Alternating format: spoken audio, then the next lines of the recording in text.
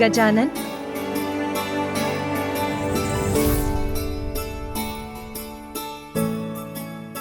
उठो पुत्र गजानन।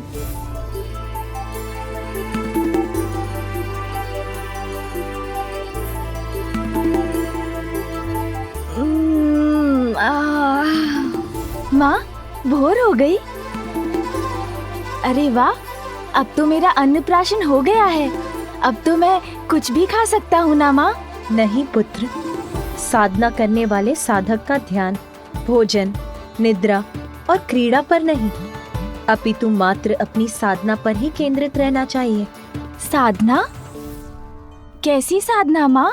पंचाग्नि तप, अर्थात अत्यंत कठोर साधना करनी है तुम्हें, और उसका प्रारंभ आज से ही होगा पुत्र, जिसके लिए तुम्हें इस पूजा के योग्य बनना होगा पुत्र।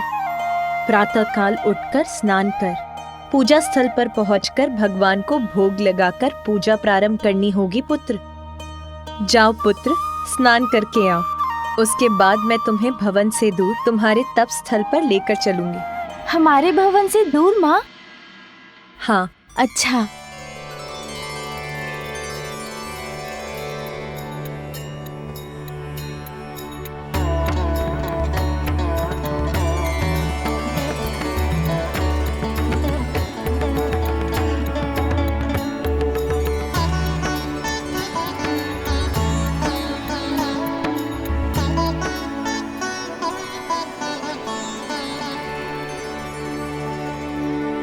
माता, मार्ग तो समाप्त हो गया।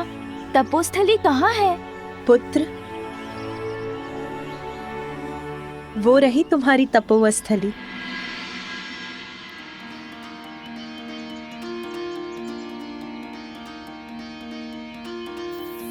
पार्वती के मन में उमड़ी ममता, माँ की गोद में आए विघन हरता। पार्वती के मन में उमड़ी ममता, माँ की गोद में आए विघन हरता। अद्भुत बालक पर माँ प्रेम लुटाती, प्रथम देवता जग में उसे बनाती। हाँ, प्रथम देवता जग में उसे बनाती।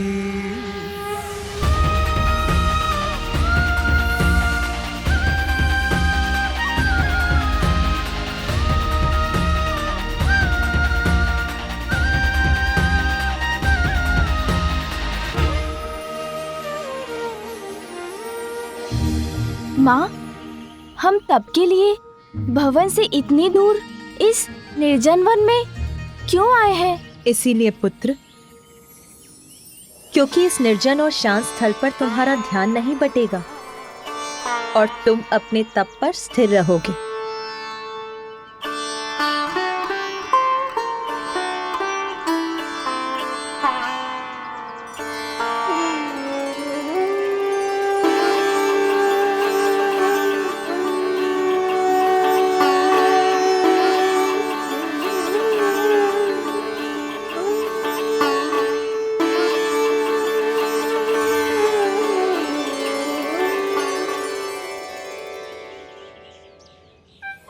किंतु माँ, ये पंचाग्नि तप क्या होता है? इसका क्या महत्व है?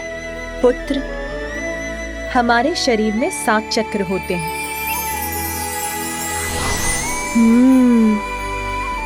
पृथ्वी से जोड़ने वाला मूलाधार, हमें सृजन की शक्ति प्रदान करने वाला और आनंद का स्रोत स्वादिष्ठान। हमारे आत्मबल, आत्मविश्वास और बुद्धि का स्रोत मणिपूरक। प्रेम, संवेदनशीलता और करुणा का स्रोत अनाहत। हमारे जीवन में सत्य के स्वर को प्रबल बनाने वाला विशुद्धि, सहज ज्ञान, अंतर्दृष्टि का केंद्र अजना और सहस्त्रार विशुद्ध पावन चेतना का स्रोत।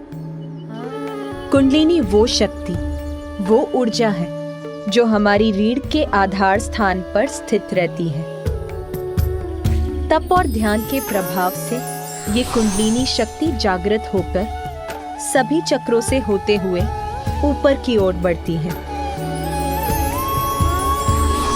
और जब वो हमारे शीश, हमारे मस्तक में प्रवेश करती है तो हमें परम ज्ञान की प्राप्ति होती है।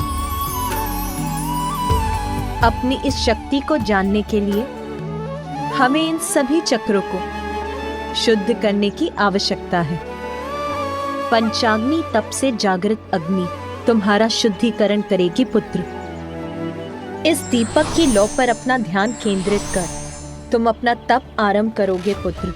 तुम्हारे ध्यान की गहराई में उतरते ही इस दीपक की अग्नि से तुम्हारे चारों ओर पंचाग्नि को प्रज्वलित करेगी और यही तुम्हारे समस्त चक्रों के शुद्धिकरण का संकेत होगा और फिर तुम्हें सर्वोच्च आत्मज्ञान की प्राप्ति होगी। अब भोग लगाकर तुम्हें अपने तप का शुभारंभ करना चाहिए पुत्र। हाँ माँ।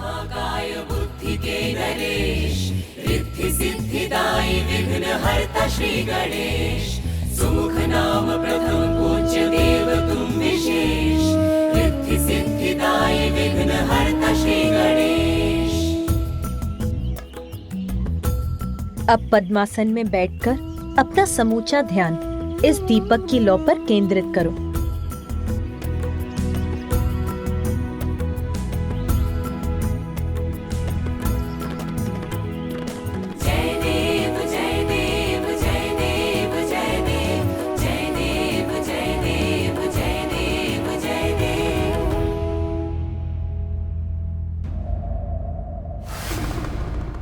देवराज, आपको भी ज्ञात है कि अपने उत्तरदायित्वों से मुख मोड़ने का स्वभाव नहीं है मेरा, किंतु मेरा अनुज गजानन असुरक्षित है। उसे सुरक्षा प्रदान करने हेतु इस समय मेरा यहाँ कैलाश में उपस्थित रहना भी अत्यंत आवश्यक है। कुमार कार्तिकेय, ये कैलाश है, यहाँ स्वयं महादेव वास करते हैं, अर्थात गजानन सुरक्षित है। यदि कोई असुरक्षित है तो वो हम देवता हैं। हम देवताओं के सर पर संकट के मेघ छाएं। आज धर्म की ज्योति भी संकट में है और उसकी रक्षा करना आपका धर्म है। देवराज,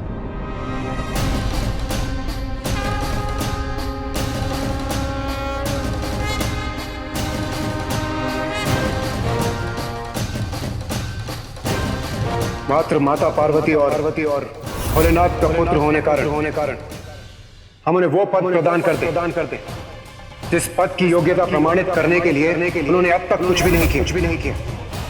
देवत्व प्राप्त करने का एकमात्र कारण योग्यता प्रमाणित करने वाला कर्म होना चाहिए, जन्म नहीं।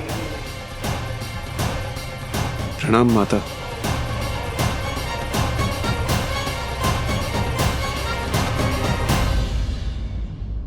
पूर्व में भी मैंने आपसे कहा था कि आपकी रक्षा, देवताओं की सहायता, सृष्टि के संकटों को दूर करना मात्र यही नहीं है मेरे पुत्र कार्तिकेय का धर्म।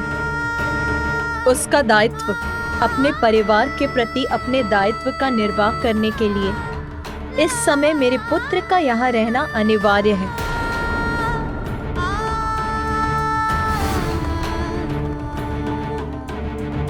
प्रभु, मैं तो केवल निवेदन ही कर सकता हूँ, निर्णय तो आप ही को लेना है।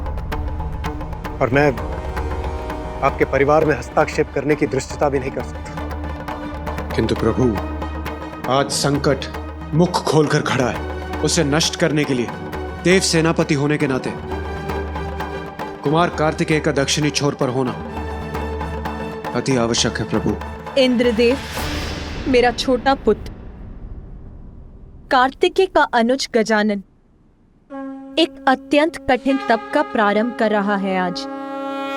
उसके लिए मुझे अपने पुत्र कार्तिकेय की यहाँ आवश्यकता है। तो तप कर रहा है गजानन, अर्थात माता पार्वती अपने प्रण को भूली नहीं है। यदि गजानन इस तप में शक्तिशाली हो गया तो ज्ञात नहीं वो कितना समर्थ हो जाए। तप के पश्चात तो वो कदाचित मुझे ही देवराज के पद से हटाकर स्वयं मेरा स्थान न ले ले। नहीं, मैं ये कदाचित नहीं होने दूंगा। प्रिय, तब से तुम गजानन को सबल समर्थ क्यों बना रही हो? इसीलिए ना कि वो आत्मनिर्भर हो सके, सर्व जगत का कल्याण कर सके, लोक कल्याण का हेतु बन सके। तनिक विचार करो उमा, तुम्हारा पुत्र कार्तिकेय तो तुम्हारी शक्ति पाकर पूर्व से ही सर्व समर्थ है। वो अपनी रक्षा करने के साथ साथ वो सज्जनों की रक्षा करने में भी सक्षम है, और वही उसका धर्म है ना? पुत्र, तुम ही कहो, तुम्हारा कर्तव्य कहाँ है, यहां या दक्षिण में?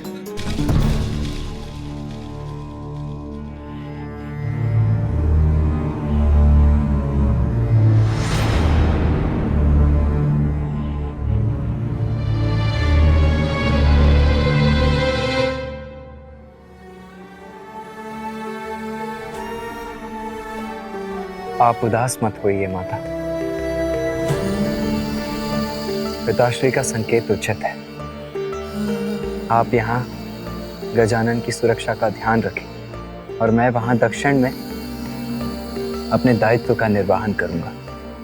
किंतु जब भी आपको मेरी आवश्यकता होगी मैं यहाँ उपस्थित हो जाऊंगा। क्या आप मुझे जाने की अनुमति देंगी?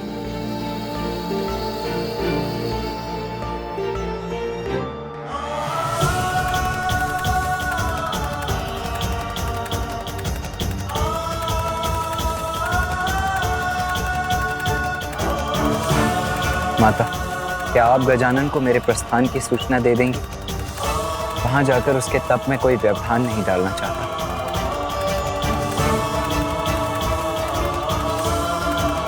तुम जाओ पुत्र।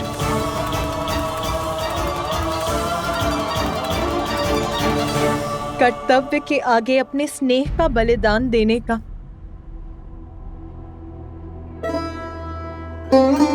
अपने हृदय को कठोर बनाकर तुम्हें विदा करने का अभ्यास हो गया है मुझे। और आप भी सुन लीजिए इंद्रदेव, यदि मेरा पुत्र गजानन अपने इस तप में सफल हुआ तो उसे कभी किसी की सहायता की आवश्यकता नहीं होगी। वो भी सर्व समर्थ होकर अपनी ही नहीं, संसार की सभी बड़ी समस्याओं को सुलझाने में सक्षम हो जाएगा।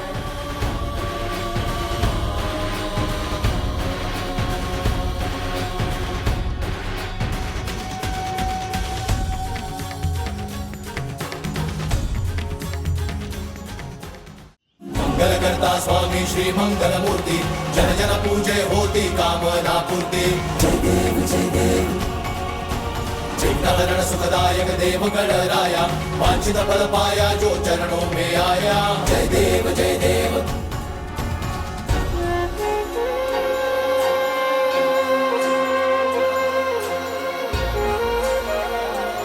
क्या हुआ जया? इतने ऊंचे स्वर में वार्तालाप करने की कोई आवश्यकता नहीं है जयपुर। मैं अभी कैलाश में थी तो सुना कि कुमार कार्तिकेय दक्षिण की ओर जा रहे हैं। भैया जा रहे हैं मौसी, किंतु क्यों? अभी तो मैंने उनके साथ क्रीड़ा का आनंद भी नहीं लिया। अरे तुम इतने दुखी मत हो पुत्र गजानन। देखो ना, कुमार कार्तिकेय यहाँ नहीं रहेंगे तो माता अपना संपूर्ण स्नेह तुम्हीं पर तो निछावर करेंगी। फिर वो जितना भी स्वादिष्ट भोजन पकाएंगी वो सभी अकेले तुम्हीं को तो प्राप्त होगा। तुम्हें तो आनंद आ जाएगा ना। भोजन? अरे गजानन, तुम खड़े क्यों हो गए? मैं रसोई गृह जा रहा हूँ, अभी लौट आऊंगा। अरे रुको गजानन, गजानन।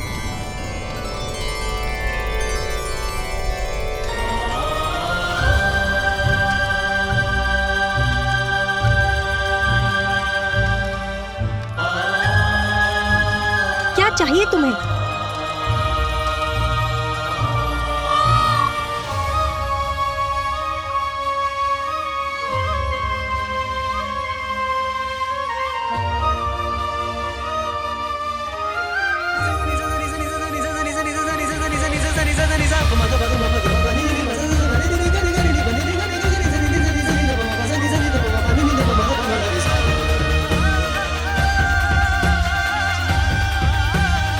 मैं कुछ नहीं बोलूंगी, किंतु साधना के मध्य में भूख को मिटाने के लिए अपने भोजन की व्यवस्था करने आया था।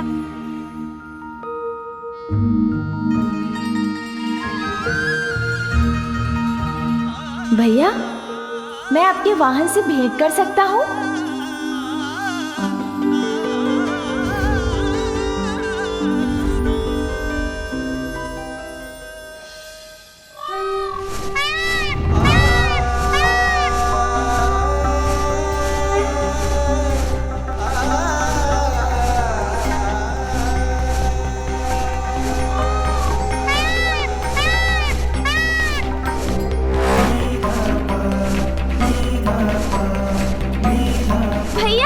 रुकिए भैया।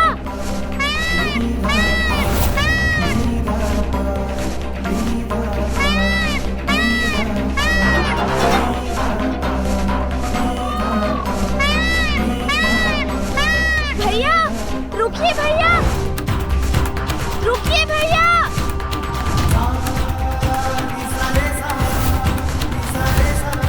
रुकिए, भैया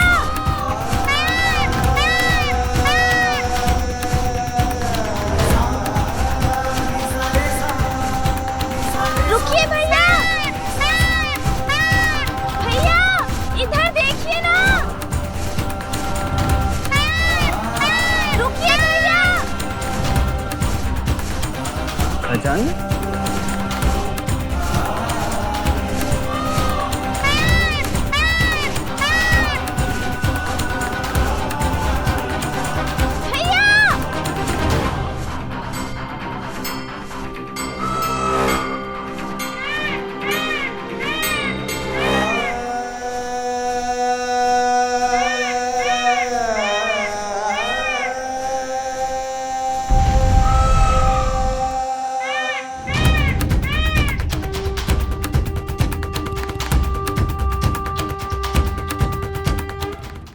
क्या हुआ गजानन?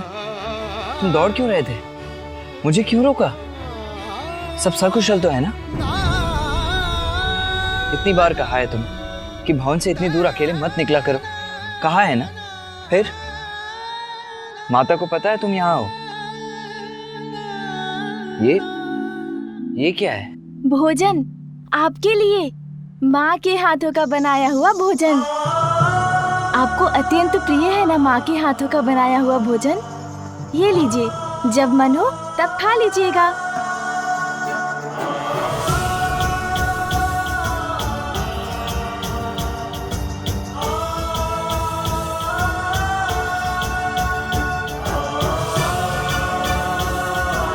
अपना ध्यान रखना गजानन, और माता का भी ध्यान रखना। अपने तप पर ध्यान देना, और हाँ, गणों को तनिक भी कष्ट मत देना। जी भैया। और माँ को बताए बिना भवन से इतनी दूर कभी मत आना। जी भैया। अब मुझे जाना होगा गजानन, और विलंब उचित नहीं है। लाओ ये भोजन दे दो मुझे, दो। अपना ध्यान रखना अनुज। जी भैया।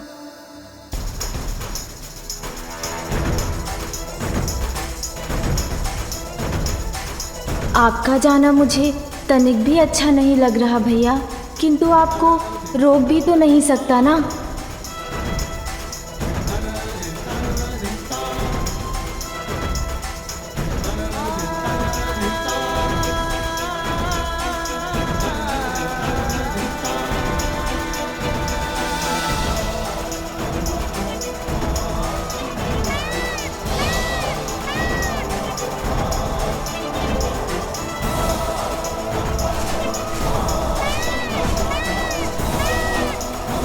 मुझसे तो भैया का जाना अभी से नहीं सहा जा रहा है। पता नहीं अब उनसे कब भेंट होगी,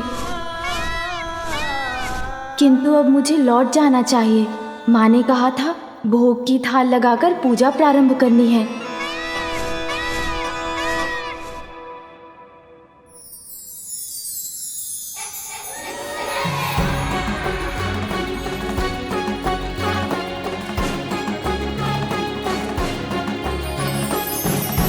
अरे वाह, कितनी सुंदर तितली है।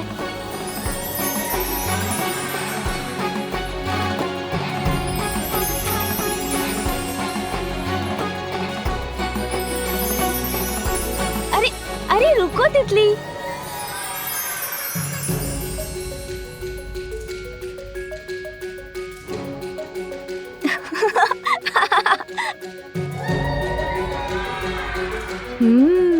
विश्राम कर रही हो तुम? अवश्य पकड़ लूंगा इस बार तुम्हें।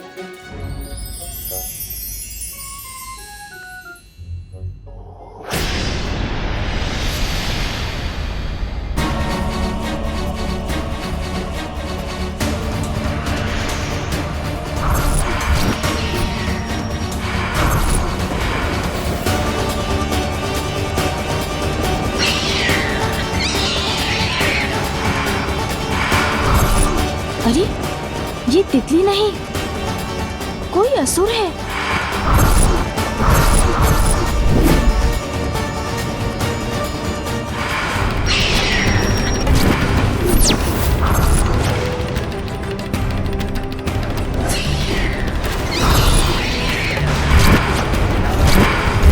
अरे ये तितली नहीं, ये तो कोई असुर है।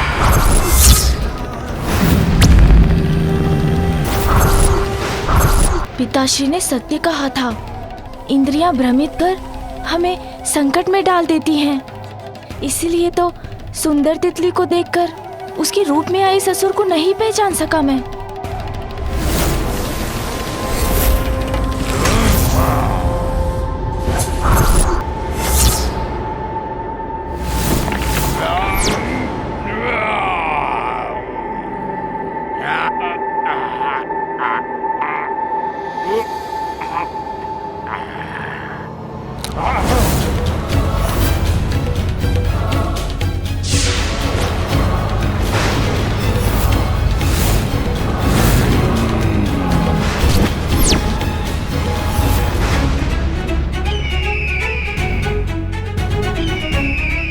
इधर उधर देखने से कुछ नहीं होगा बालक, यहाँ से तुम्हारी मुक्ति का नहीं, तुम्हें मृत्यु का मार्ग ही प्राप्त होगा। आगे तो इसने मेरा मार्ग रोक रखा है, कदाचित पीछे जाकर ही अपनी रक्षा कर सकूंगा मैं। पक्षी?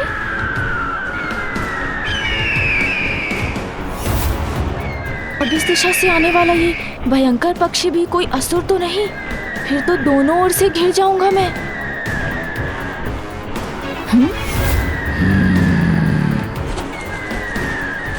ये भी असुर ही है।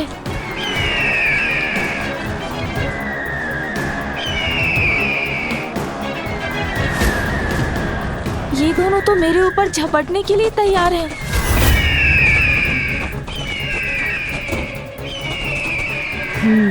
इन दोनों का सामना करना ही होगा मुझे। आनंद आएगा, अत्यंत आनंद आएगा मुझे इस बालक के वध की क्रीड़ा में, इसलिए मुझे ही करने दो इसका वध। सुन जी, इन असुरों का कुछ करना ही होगा।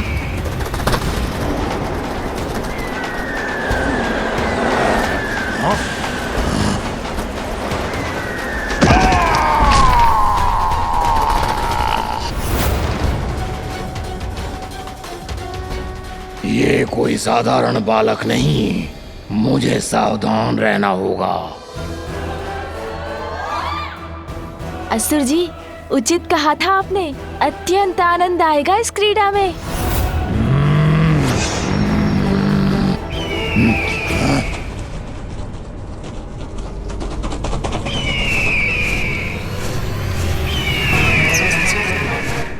प्रतीत होता है अभी तुम्हारा मन नहीं भरा है असुर।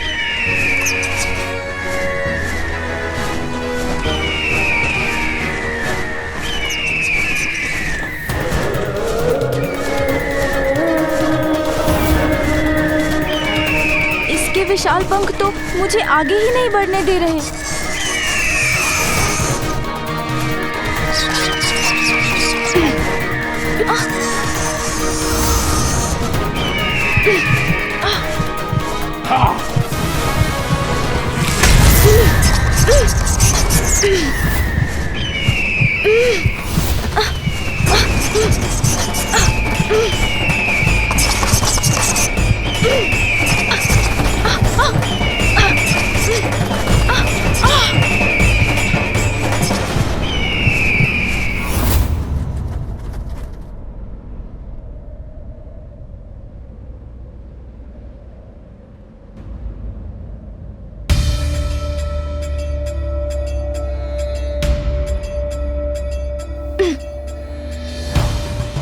ऊपर कैसे जाऊं मैं?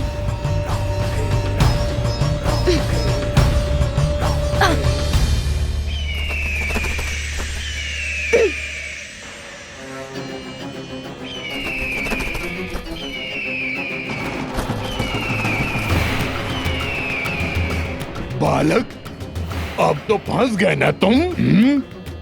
लेकिन तुम चिंता मत करो, तुम्हारी मृत्यु शीघ्र ही होगी।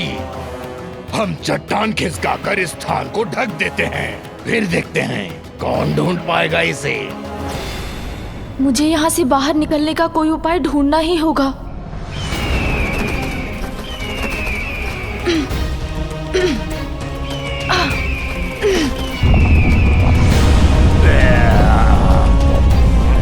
ये तो इसका मुख बंद कर रहा है।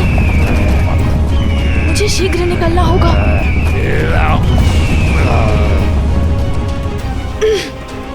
यहाँ तो पकड़ ही नहीं बन पा रही है। ये दोनों दुष्ट तो चट्टान से ढकने में सफल हो रहे हैं। इस संकट को कैसे दूर करूं मैं?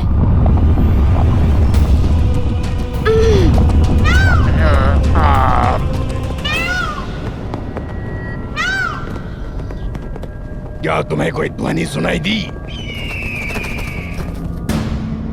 कदाचित कोई ध्वनि नहीं, मेरे मन का भ्रम ही था। मेरा प्रयत्न व्यर्थ हो रहा है। अब क्या करूं मैं?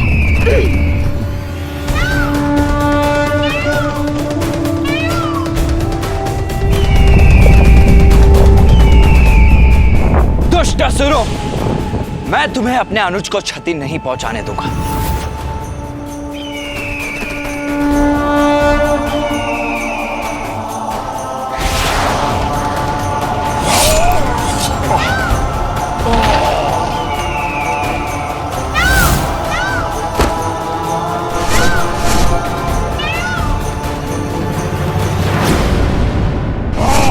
मेरे अनुज गजानन पर घात लगाने का दुस्साहस कैसे किया तुमने?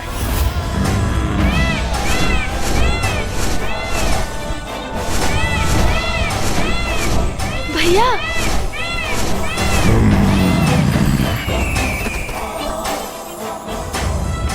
भैया आप आ गए। भ्राता गजानन, तुम कुशल तो हो ना? हाँ भैया, आप आ गए तो मैं कुशल कैसे नहीं होऊंगा जब आप मेरे साथ हैं। बताओ मुझे दुष्टों, कौन हो तुम? किसने भेजा है तुम्हें यहाँ? शब्दों से नहीं, अपने वार से परिचय देते हैं हम। अर्थात अपने विनाश से भेंट करने का निश्चय ले ही लिया है तुम दोनों ने। उचित है फिर, तो मैं भी अपनी शक्ति का परिचय दूंगा तुम्हें।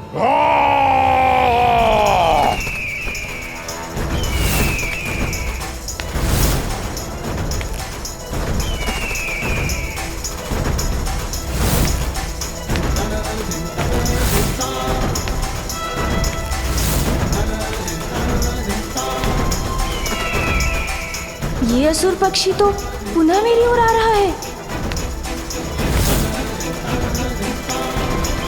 इस असुर से तो मैं निपटता हूँ।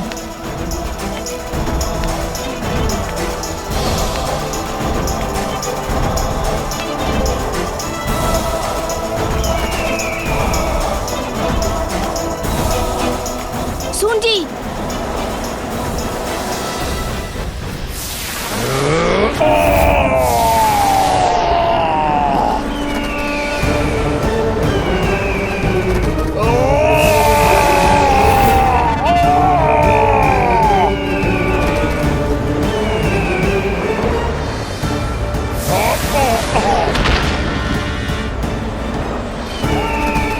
अब पराजय स्वीकार करते हो असुर, या और दंडित करूं तुम्हें?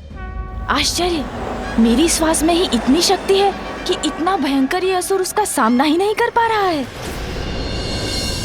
सखी पार्वती, मैंने संपूर्ण भवन छान लिया किंतु गजानन मुझे कहीं नहीं मिला। विजया, गजानन का ध्यान रखने के लिए तो तुम्हें छोड़ा था मैंने, फिर वो कहाँ चला गया? मुझे क्षमा कर दो सखी पार्वती। हम दोनों बात कर रही थी कि कुमार कार्तिकेय प्रस्थान करने वाले हैं। कदाचित ही वो वार्तालाप सुनकर गजानन उनके पीछे पीछे चला गया। कार्तिकेय के पीछे चला गया, तब तो मुझे स्वामी को सूचित करना होगा। यदि वो भटक कर वन में पहुंच गया तो उस पर किसी बड़े संकट की छाया भी पड़ सकती है।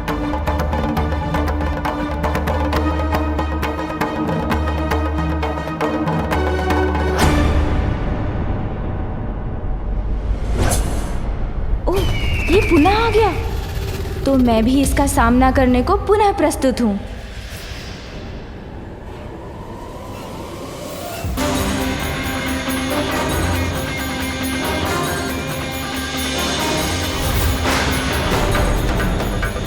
दंडित तो अब मैं करूंगा तुम्हें।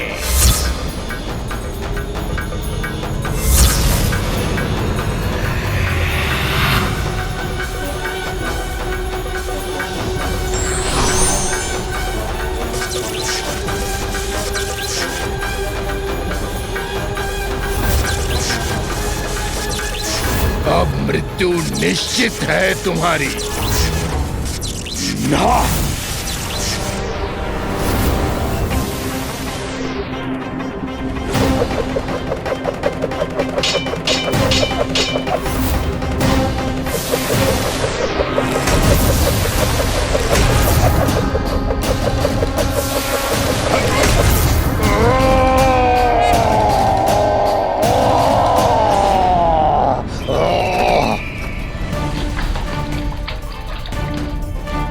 ये कहाँ घुमा रहा है? बस, बहुत हुआ। बहुत नहीं हुआ, अब होगा।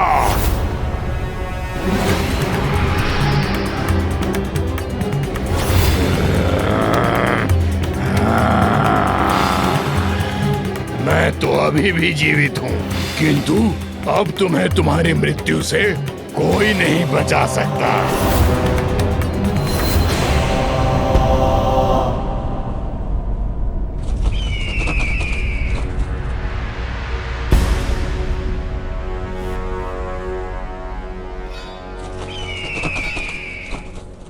जो तुम कर सकते थे वो सब कुछ कर चुके हो ना तुम, तो अब क्या करोगे? क्या करूंगा मैं? तुम्हें यहाँ से उठा कर ही ले जाऊंगा दुष्ट बालक। बालक, प्रतीत होता है आज मेरे ही उदर में समाओगे तुम। अच्छा, तो तुम मुझे ऊपर ले जाना चाहते हो?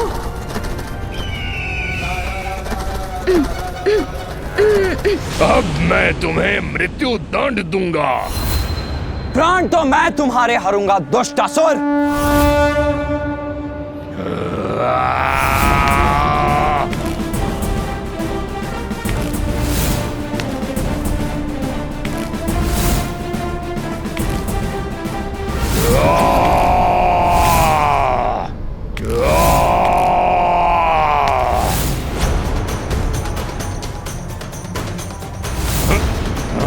मेरे शरीर पर क्यों चढ़ रहे हो तुम?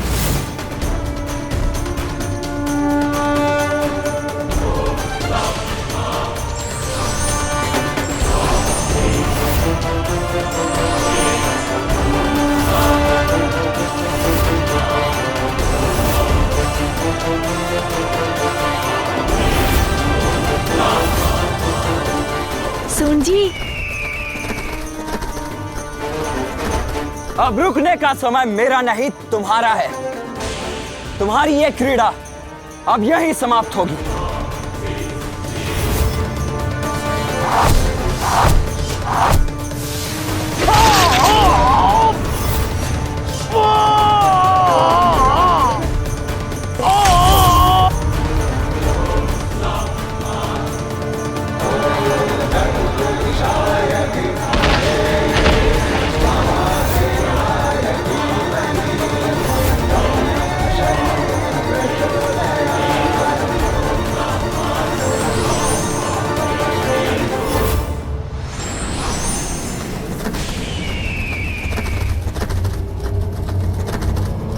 ये अपनी सूंड मेरी ओर क्यों कर रहा है?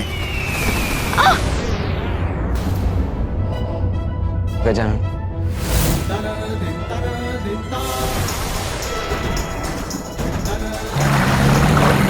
गजानन!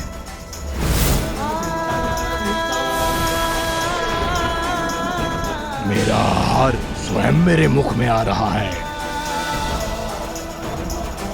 अरे, एक असुर से मुक्ति प्राप्त की तो अब ये नवीन संकट मुख खोले मेरी प्रतीक्षा कर रहा है।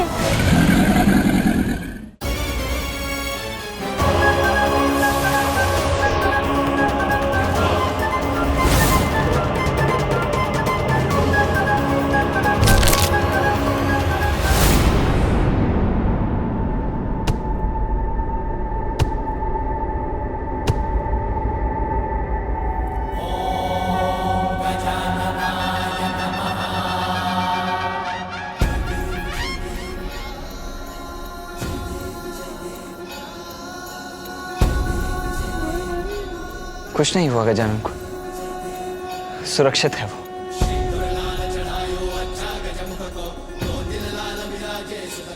तुम्हारे इस पर गिरने मात्र से इस विकराल मगरमच्छ का अंत हो गया।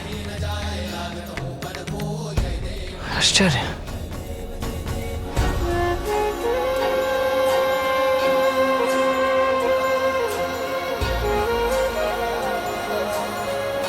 भैया, मैं बहुत प्रसन्न हूँ कि आप कैलाश लौट आए। हाँ गजानन, तुम में तो अपार शक्ति है, किंतु तुम्हें अभी उसका आभास नहीं है। आप क्या कह रहे हैं भैया? मुझे कुछ समझ में नहीं आया। अपनी शक्ति को पहचानो गजानन, उसको साध कर अपने वश में करो। अच्छा भैया, किंतु ये कैसे करूं? पूर्ण निष्ठा से वो साधना करो गजानन, जिसके लिए माता ने तुम्हें प्रेरित किया है। तुम्हें अपनी शक्ति को पहचानने में अवश्य सफलता प्राप्त होगी। गजानन, कार्तिकेय!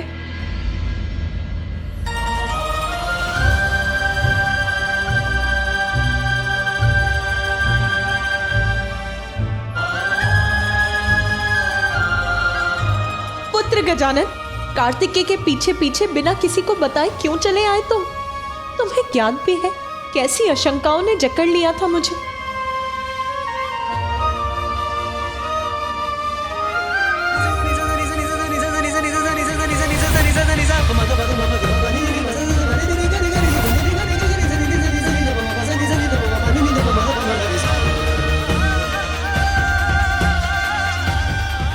तो मेरी आशंका उचित ही थी।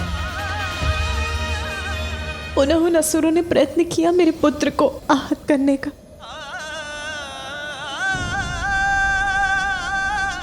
कैसे सुरक्षित करूं मैं अपने पुत्र को? कैसे? अविलंब गजानन की साधना संपूर्ण कराइए माता। गजानन यदि अपने वास्तविक स्वरूप को पहचान लेगा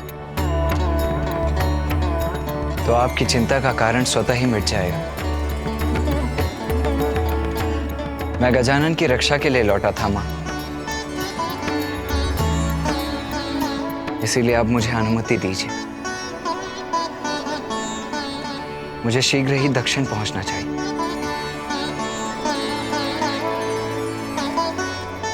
नहीं भैया, आप नहीं जा सकते।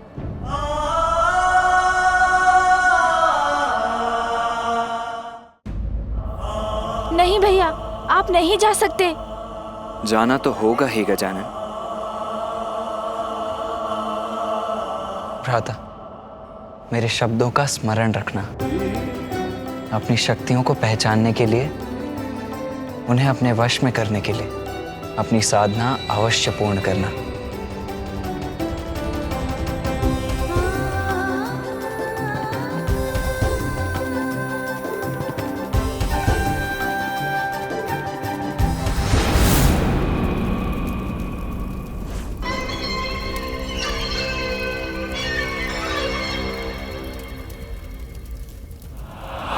तनिक भी विश्राम नहीं कर सकूंगी मैं जब तक वो असुर अपनी सफलता का सुखद समाचार लेकर नहीं लौटते।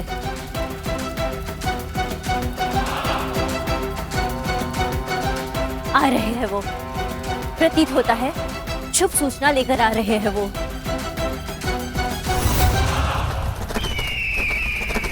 ये क्या? ये तो अकेला है, किंतु ये अकेला क्यों लौट रहा है?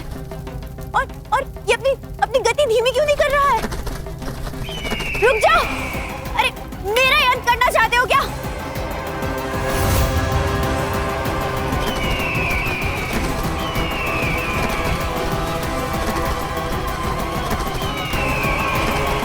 असुर सम्राट, रक्षा कीजिए मेरी।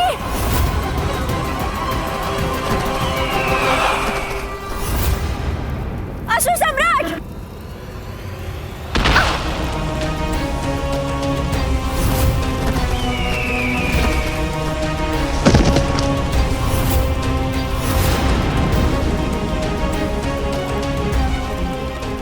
दुष्ट, यदि मेरे ऊपर गिर जाते तो अनिष्ट हो जाता। असुर सम्राट, ये देखिए। प्रणाम असुर सम्राट।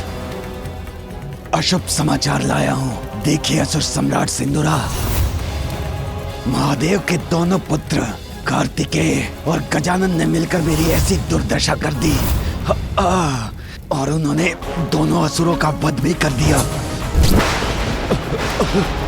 मेरी अवस्था भी अच्छी नहीं है महाराज। नहीं, ये असंभव है।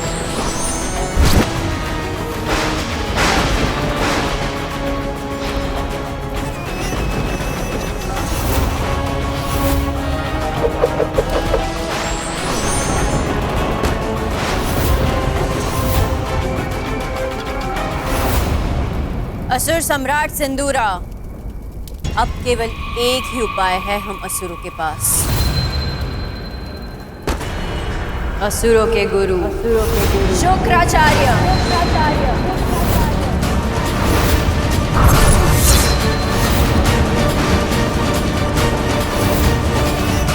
अब पूर्ण लगन से तुम्हें पंचाग्नि तप करना होगा। जाओ, शीघ्र स्नान करके आओ और भोग लगाकर पूजा करो और तप प्रारंभ करो। अच्छा माँ, किंतु मुझे बहुत थकान हो रही है माँ। जिन्हें थकान विचलित कर दे उन्हें भगवान प्राप्त नहीं होते पुत्र। कर्म ही जीवन का मर्म है। अथक परिश्रम से तुम अपने लक्ष्य तक पहुंच सकोगे।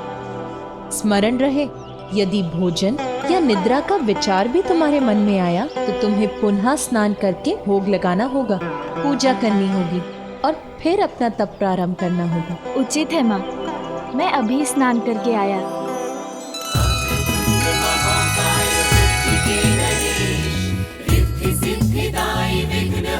श्री गणेश, सुमुख नाम प्रथम पूज्य देव तुम विशेष। रिद्धि सिद्धिदायी विघ्न हरता श्री गणेश। माँ के वचनों के पालन के लिए बालक विनायक प्रयास किए। निद्रा से लड़ आए करके स्नान, तप स्थल पे प्रयास रख के लगे ध्यान।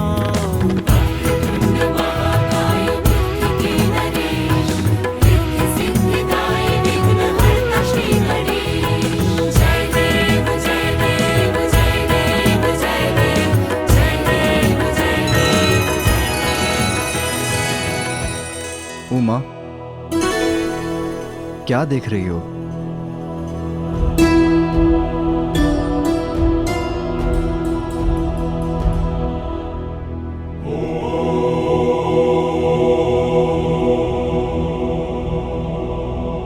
उमा, गजानन को बहुत कठिन साधना में डाल दिया तुमने। गौरी, ये तप तो तुमने मुझे पाने के लिए किया था। हाँ स्वामी, जब मेरे वर्षों की तपस्या के बाद भी आप अपने ध्यान से नहीं उठे, तब देवताओं ने आपके हृदय में मेरे प्रति प्रेम जगाने के लिए कामदेव को भेजा और उन्होंने आप पर बाण चला दिया, किंतु आपने अपने तीसरे नेत्र की अग्नि से उन्हें भस्म कर दिया।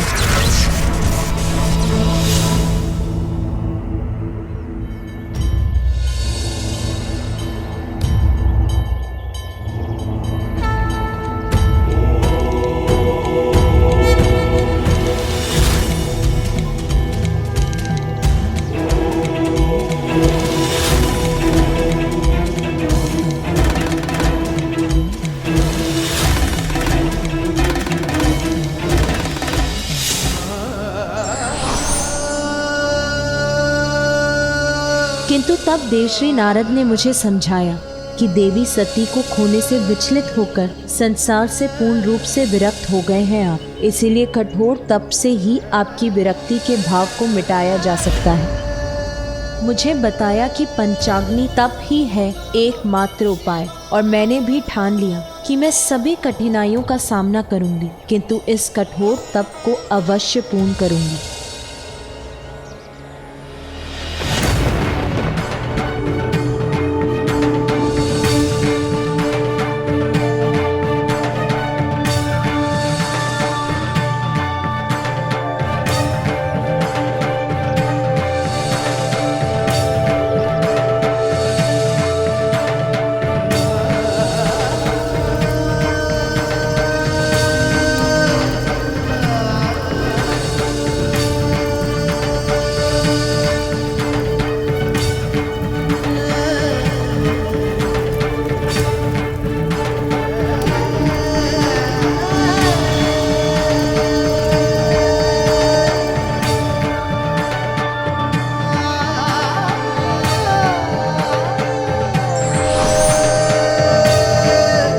पार्वती,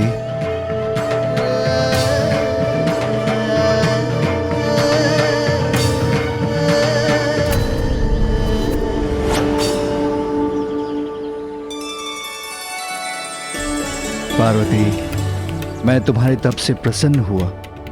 कहो, क्या इच्छा है तुम्हारी? मेरी इच्छा तो आपको पाने की है मेरे प्रभु, मेरे स्वामी। पार्वती, तुम्हारी इच्छा अवश्य पूर्ण होगी। तुम अपने माता पिता के पास उनके निवास स्थान लौट जाओ। उचित समय आने पर मैं तुम्हारा वरण करने स्वयं आऊंगा। आदि शक्ति जगत जननी हूं मैं, और ये मुझे उस तप को पूर्ण करने के बाद ही ज्ञात हुआ, और मैंने आपका सानिध्य भी पाया। किंतु गजानन तो अभी बालक है स्वामी, कहीं मैं उसके साथ आवश्यकता से अधिक कठोर तो नहीं हो रही हूं? आपका पुत्र तो स्वयं परम ब्रह्म है, महागणपति है उमा। वो भी अवश्य इस तप के माध्यम से अपनी कुंडलिनी को जागृत कर अपना वास्तविक परिचय प्राप्त करेगा। हाँ स्वामी, अवश्य सफल होगा वो। मुझे यहाँ से दीपक की लौ दिखाई दे रही है स्वामी। और मुझे गजानन, वो अपने ही तप में लीन है।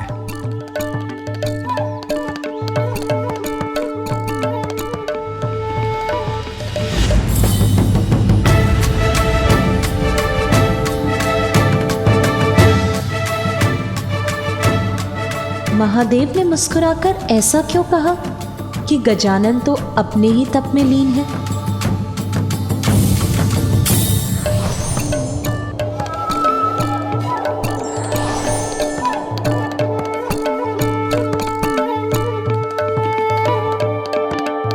तो ये था आपका संकेत स्वामी? तप नहीं, वो तो निश्चिंता से फलार कर रहा है। कौन है ये शुक्राचार्य? असुरों के गुरु, ऋषि भृगु के पुत्र शुक्राचार्य, जिनकी प्रतिभा देखकर ऋषि अंगिरस ने उन्हें अपने शिष्य के रूप में स्वीकार किया और अपने पुत्र बृहस्पति के साथ उन्हें शिक्षा प्रदान की। किंतु जब देवता देवगुरु का चयन कर रहे थे, तो अंगिरस ऋषि ने पक्षपात कर अपने पुत्र बृहस्पति को अधिक ज्ञानी सिद्ध कर दिया और उन्हें देवगुरु के पद पे स्थापित करवा दिया।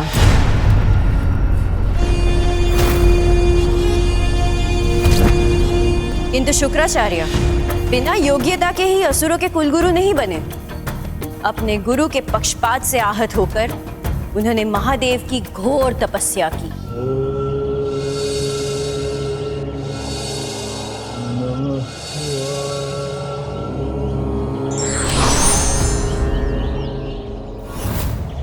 मैं तुम्हें मृत संजीवनी प्राप्त करने का वरदान देता हूँ। जब महादेव के वरदान स्वरूप उन्होंने मृत संजीवनी विद्या प्राप्त कर अपने आप को और भी योग्य बना दिया।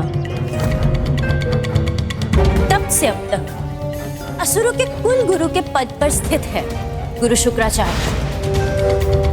अनेकों बार देवताओं के साथ युद्ध में मृत असुरों को पुनर्जीवित किया है उन्होंने। विजय प्राप्ति हेतु असुरों का मार्गदर्शन किया है उन्होंने। इसलिए आप भी गुरु शुक्राचार्य की शरण में जाइए असुर सम्राट, और उनके सुझाव पर ही अपने आगे की योजना बनाइए।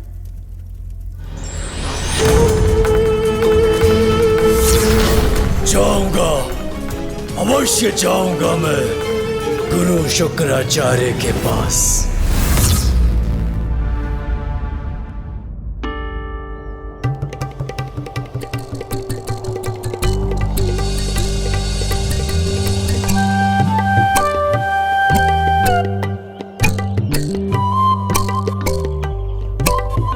ये परछाई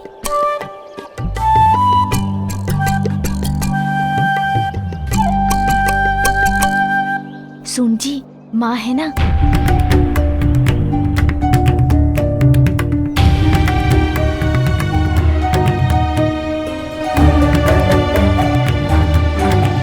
क्या हुआ गजानन, तुम अपने तप से क्यों उठ गए? और ये फल, ये पूजा की सामग्री? मैं तो साधना ही कर रहा था माँ, फिर मुझे भूख लगने लगी तो मुझसे रहा नहीं गया। किंतु आप चिंता मत कीजिए माँ, भोजन करने के बाद मैं पुनः स्नान कर अपनी साधना प्रारंभ करूँगा। आप निश्चिंत रहिए माँ, मैं पूर्ण कर लूँगा अपनी साधना। पुत्र, बात के लिए छोड़ा हुआ कार्य कभी पूर्ण नहीं होता। लक्ष्य प्राप्ति के लिए तो अनेक चुनौतियों से संघर्ष कर उन पर विजय पानी होती है पुत्र। उसके बिना कभी सफलता प्राप्त नहीं होगी। और चुनौतियां तो कठिनाइयों का रूप लेकर ही प्रस्तुत होती हैं। कठोर साधना से साध कर ही उन्हें सरल बनाया जा सकता है पुत्र। क्या तुम शक्ति संपन्न नहीं होना चाहते पुत्र? अपनी शक्ति को पहचानो गजानन, उसको साध कर अपने वश में करो। पूर्ण निष्ठा से वो साधना करो गजानन जिसके लिए माता ने तुम्हें प्रेरित किया है। होना चाहता हूँ माँ, भैया ने भी मुझसे कहा था मुझे अपनी शक्ति को पहचानना होगा। उसके लिए तो तुम्हें ये कठिन तप करना ही होगा पुत्र, क्योंकि सफलता कभी सुगम नहीं होती। उचित है माँ, अब कुछ भी हो जाए मैं अपने तप से नहीं डिगूंगा।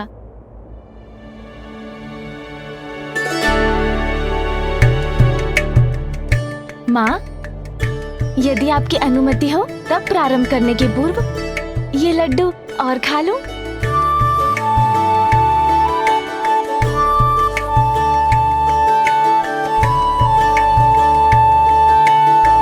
पुत्र, तुम्हारे समक्ष दो मार्ग हैं। एक, जिसका परिणाम जीवन भर बिना स्वयं को जाने कैलाश में बैठकर लड्डू खाना, और दूसरा, इस कठोर साधना को पूर्ण कर अपने भीतर छिपी अपार शक्ति का परिचय पाना। पुत्र, तुम किस मार्ग पर चलोगे उसका चुनाव तो तुम ही करोगे पुत्र। किंतु इतना स्मरण रखना पुत्र, जो स्वयं को पहचानने में असमर्थ हो जाते हैं वो जगत में अपनी कोई पहचान नहीं बना पाते। तुम्हारा अग्रज कार्तिकेय देव सेनापति है, भली भांति परिचित हैं देवता उनके सामर्थ्य से। इसीलिए स्वयं देवराज इंद्र उनसे सहायता लेने की गुहार लगाने यहाँ आए थे। वही देवराज इंद्र जिन्होंने देवता के पद पर तुम्हें स्थापित करने के मेरे प्रस्ताव को अस्वीकार किया था। तुम्हें स्मरण है ना पुत्र? इस संसार में अनेकों बालक हैं, हम उन्हें सुरक्षित करने मात्र उन्हें देवत्व प्रदान करते। मैं जानती हूँ पुत्र, तुम्हारे भीतर असंख्य दिव्य शक्तियां जागृत होने की प्रतीक्षा कर रही हैं। इसीलिए मैंने देवराज इंद्र को चुनौती देकर तुम्हें देवपद ही नहीं, देवताओं में भी प्रथम पूज्य बनाने का प्रण लिया है। महादेव की अर्धांगिनी सभी के समक्ष ये प्रण लेती हूँ कि मैं अपने पुत्र को इतना योग्य बनाऊंगी कि वो अपने कर्म से देवता ही नहीं बनेगा अपितु आप सभी देवता उसकी पूजा करेंगे। मुझे तुम पर विश्वास है पुत्र, किंतु यदि तुम भी चाहते हो कि मेरा प्रण सत्य हो, यदि तुम चाहते हो कि सर्व समर्थ बन निर्भय होकर संसार में सत सम्मान जी सको और अन्य जीवों के साथ स्वयं देवराज इंद्र और अन्य देवता भी तुम्हारा सम्मान करें, तो तुम्हें साधना कर अपनी शक्ति को पहचानना ही होगा पुत्र। मेरे पुत्र हो गजानन, तो मेरा मान रखो। तुम्हें सर्वशक्तिमान बनाने के मेरे प्रण को पूरा करो, ये मेरी इच्छा है। किंतु अब सफलता का या सरलता का कौन सा मार्ग चुनोगे तुम? ये निर्णय तो तुम ही को लेना है गजानन।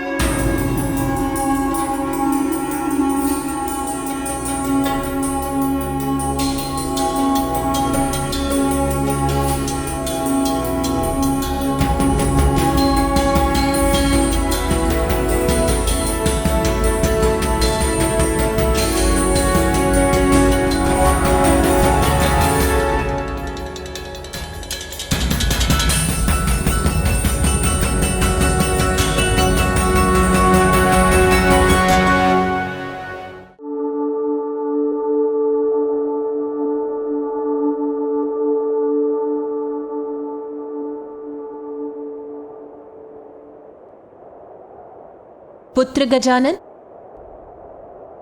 पुत्र गजानन,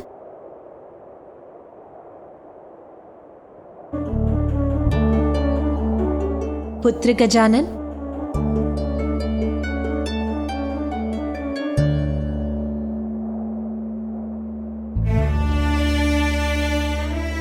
पुत्र गजानन, सूर्यास्त हो गया, संध्या हो चली है पुत्र। संध्या भी हो गई माँ, मुझे तो पता ही नहीं चला। आज की साधना पूर्ण हुई गजानन, अब भवन चलो और भोजन कर विश्राम कर लो पुत्र। बड़ी विचित्र बात है, आज मेरे जीवन में प्रथम बार मुझे भूख का आभास तक नहीं हुआ। आश्चर्य है।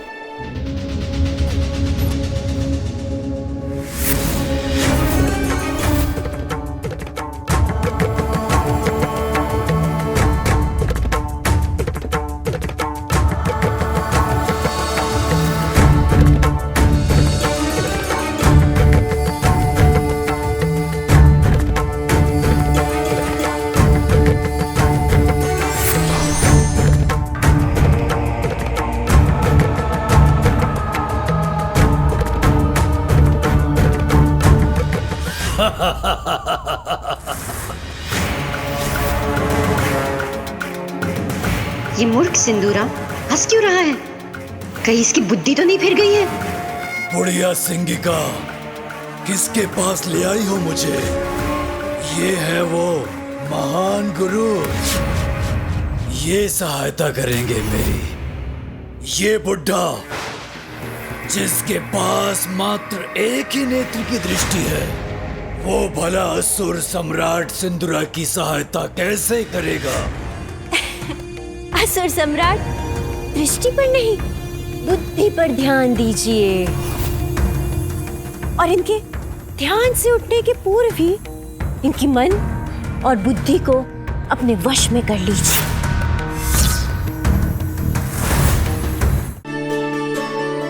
आहा, स्वादिष्ट मोदक।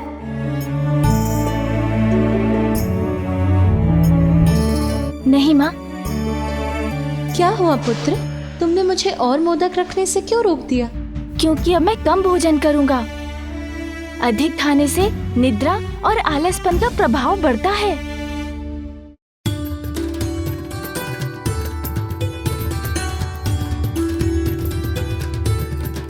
लो पुत्र। बस बस माँ, इतना अधिक नहीं।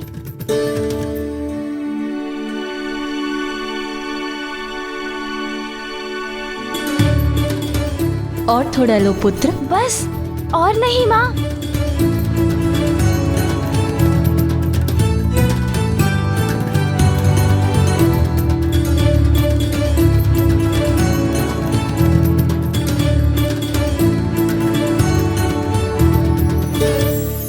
गजानन, भोजन हो गया तुम्हारा? हाँ नानी माँ, हो गया। तो चलो, सोने से पूर्व मैं तुम्हें एक अच्छी सी कथा सुना देती हूँ, जिससे तुम्हारी थकान भी मिट जाएगी और तुम्हें निद्रा पड़ जाएगी। नहीं नानी माँ, कथा सुनने का समय नहीं है मेरे पास। मुझे तो अभी सोना है, क्योंकि अभी नहीं सोऊंगा तो भोर होते ही कैसे जागूंगा।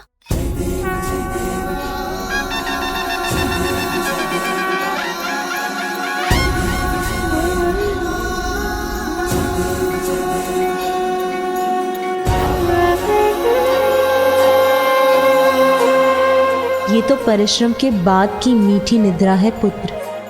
अब तुम विश्राम कर लो, क्योंकि तुम्हारा तप तो और कठिन होने जा रहा है। महान आचार्य है ये, किंतु हठी है। अपनी बुद्धि के अनुसार ही सब कुछ करते हैं ये, और केवल उसी पर कृपा करते हैं जो इनकी बात सुनता है और मानता है। और मैं तो अपने पिता ब्रह्मदेव की भी बात नहीं मानता हूँ। ये मेरी बात माने और मुझे उचित सुझाव दे, इसलिए मैं इनकी बुद्धि को अपने वश में कर लेता हूँ।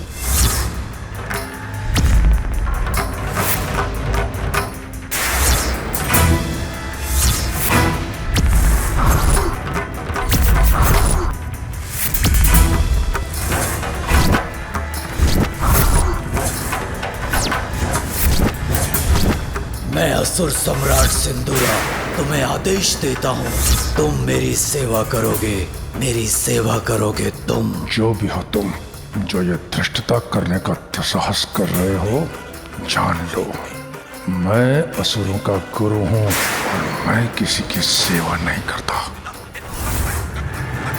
क्या हुआ? उनका मन आपके वश में हुआ कि नहीं? इस बुढ़िया ने कुछ नहीं सुना, अर्थात मेरे मन में प्रवेश कर मुझसे बात की इन्होंने।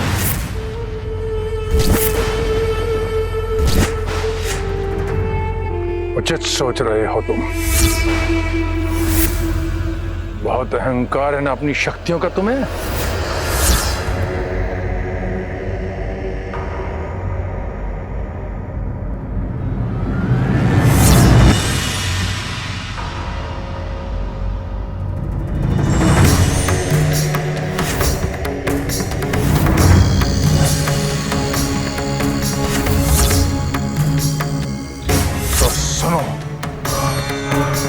मैं तुम्हें श्राप देता हूं।